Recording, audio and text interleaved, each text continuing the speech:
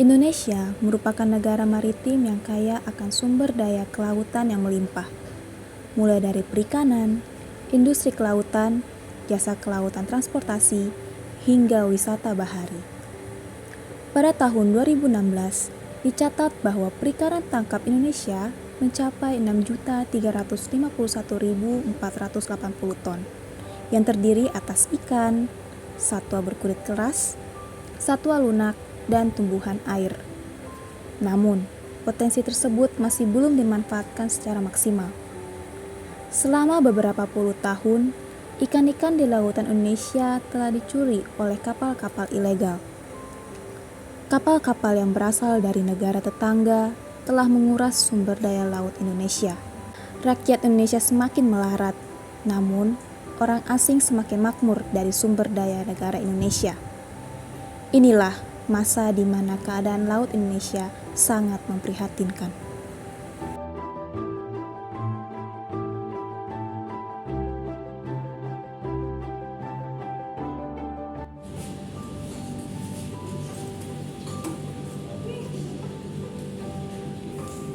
Kementerian Kelautan dan Perikanan menyatakan pemberantasan illegal fishing seperti dengan penenggelaman kapal penculikan berdampak positif terhadap peningkatan stok ikan di Indonesia. Saat ini stok ikan menjadi 12,5 juta ton. Susi Pujastuti merupakan wanita kelahiran Pangandaran pada tahun 1965. Perjalanannya menjadi tokoh yang berpengaruh dimulai dari kecintaannya pada laut. Lihat keadaan para nelayan saat ini, sebenarnya apa yang menjadi penyebab para nelayan pendapatannya tidak pernah meningkat, Pak? Nah, jadi pada masa itu salah satu faktor yang mempengaruhi pendapatan nelayan adalah illegal fishing. Berdasarkan dari tahun 2005 hingga 2010 itu terungkap bahwa aktivitas illegal fishing telah mencapai total 1059 kapal. Ini mengakibatkan lebih dari 30% dari total terumbu karang itu mengalami kerusakan parah, kualitas air yang tercemar, populasi ikan besar banyak habis, negara mengalami kerugian akibat illegal fishing mencapai 300 triliun. Melihat parahnya ekosistem laut, Susi Pujastuti segera mengambil tindakan dengan menerapkan serangkaian kebijakan yang berani. Dia memerintahkan penenggelaman kapal ikan asing yang tertangkap beroperasi secara ilegal di perairan Indonesia. Dalam proses ini, ia menerapkan suatu langkah baru bagi perikanan Indonesia, yaitu memperkenalkan Vessel Monitoring System. Dia melakukan berbagai tindakan nyata untuk melindungi sumber daya kelautan dan perikanan.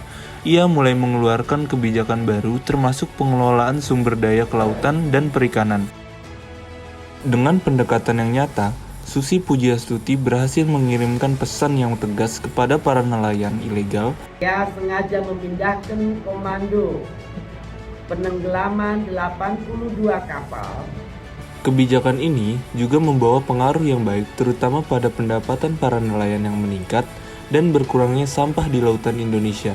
Usaha yang dilakukan Susi Pujastuti mendapat pengakuan internasional pada tahun 2016. Ia menerima penghargaan menjadi Leaders for a Living Planet Awards. Ia berhasil bersanding dengan 100 pemikir terbaik dunia versi majalah Foreign Policy. Selain itu, pada tahun 2017, Susi Pujastuti lagi-lagi menerima penghargaan, yaitu Peter Benchley. Dedikasi yang Susi Pujastuti kerjakan selama memimpin memberikan pengaruh besar bagi perikanan Indonesia. Yesus Kristus adalah seorang pemimpin yang besar dan harus dijadikan sebagai teladan dalam memimpin sebuah lembaga atau organisasi. Kepemimpinan Susi Pujastuti yang tegas dan berani mengambil langkah menggambarkan ketekunan yang menjadikan ciri khas teladan dalam memimpin. Menerima anugerah kepemimpinan sekecil apapun dengan sukacita, bahwa kita diberi kesempatan untuk berkarya sesuai talenta dan kemampuan kita. Mari kita memberi yang terbaik dan terindah untuk kemuliaan Tuhan. Lautan adalah garis hidup kita dan tanggung jawab kita untuk melindunginya. Mari kita menjadi penjaga laut demi generasi mendatang.